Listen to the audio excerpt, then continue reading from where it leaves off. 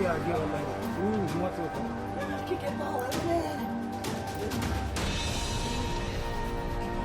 भेड़िए के पास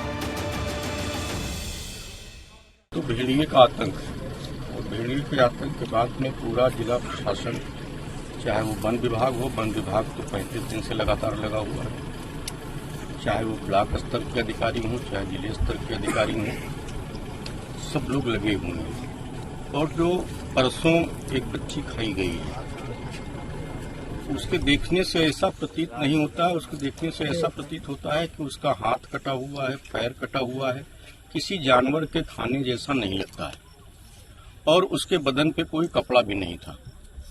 बताते हैं, ग्रामवासी बताते हैं कि कच्ची उसकी नदी के इस पार मिली और जो हमने गांव में जाकर के गांव वालों से पूछा तो लाश उठाने जब ग्रामीण गए तो वहां पे कोई भी अधिकारी, पुलिस का कोई भी आदमी वहां मौजूद नहीं था। पुलिस वाले उस नाले के इस तरफ खड़े थे जहां मैं खड़ा हूं और उनको एक झोला दिया, कहा कि इसमें भर लाइए। आज जब फोरेंसिक टीम आई है, आज नदी भी बढ़ गई है। नदी बढ़ने के बाद वही पुलिस के अधिकारी वहां पहुंचते हैं। कल हमारी एसपी आरए से बात हुई तो उन्होंने कहा कि हमारा इंस्पेक्टर वहां मौके पर गया था। हमने इंस्पेक्टर से बात किया तो उन्होंने कहा मैं नहीं गया था, चौकी वाले गए थे।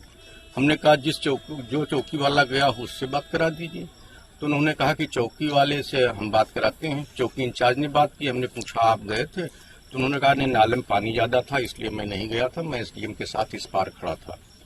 फिर हमने पूछा कोई सिपाही गया था, तो इनको सिपाही भी नहीं गया था। तो एसपी आरए की दोनों बातें झूठी हो गई।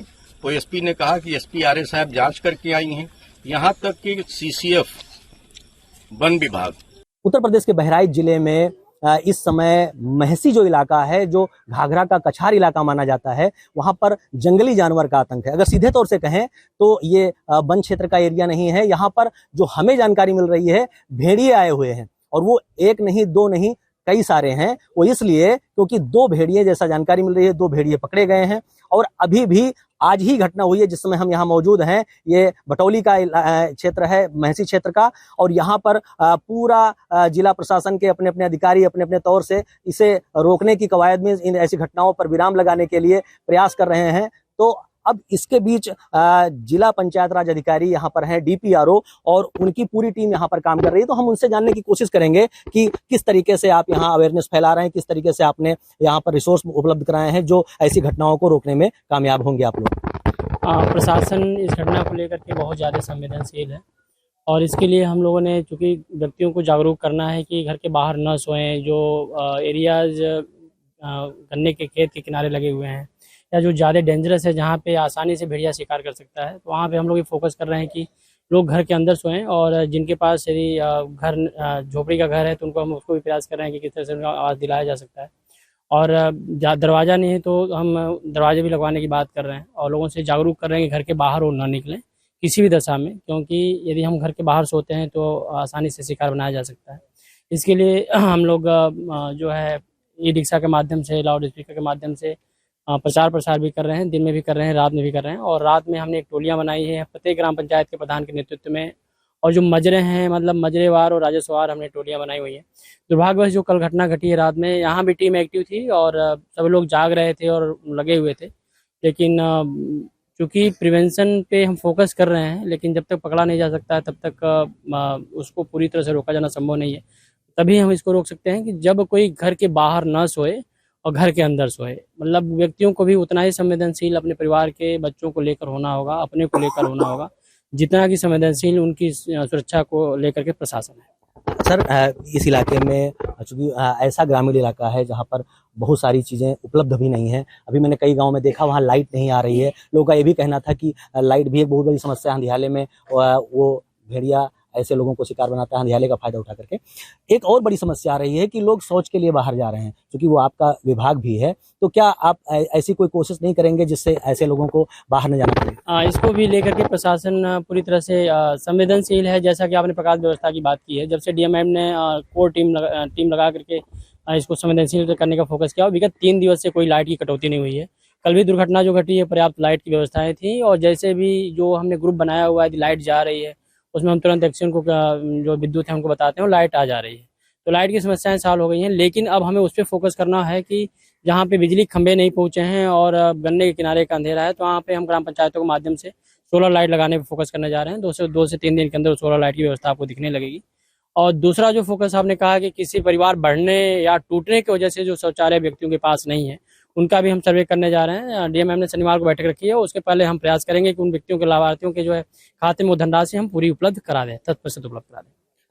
आप चूंकि अब आप पूरी आपकी टीम लगी हुई है, कितने गांव में ऐसी घटनाएं हुई हैं जिसमें बच्चियां या बच्चे शिकार हुए हैं, और उनकी संख्या कितनी है? अभी तक ये 7वां शिकार था और लगभग 5 से 6 गाँव के आसपास हुए हैं। 7 बच्चे निवाला बन चुके हैं। जी। तो ये थे बहराइच के डीपीआरओ जिला पंचायत राज अधिकारी, जिन्होंने बताया कि कैसे इनका विभाग अवेयरनेस फैला रहा है इस इलाके में शौचालय को लेकर के, कि पहले जो शौचालय एक परिवार को दिए गए थे, लेकिन अब चूंकि परिवार टूटते हैं, बड़े परिवार, तो वैसे उनका भी सर्वे कराया जाएगा और हर परिवार को शौचालय उपलब्ध कराया जाएगा, जिससे किसी को बाहर न जाना पड़े और वो बाहर जाने पर उनका परिवार ऐसी घटनाओं का शिकार न हो सके।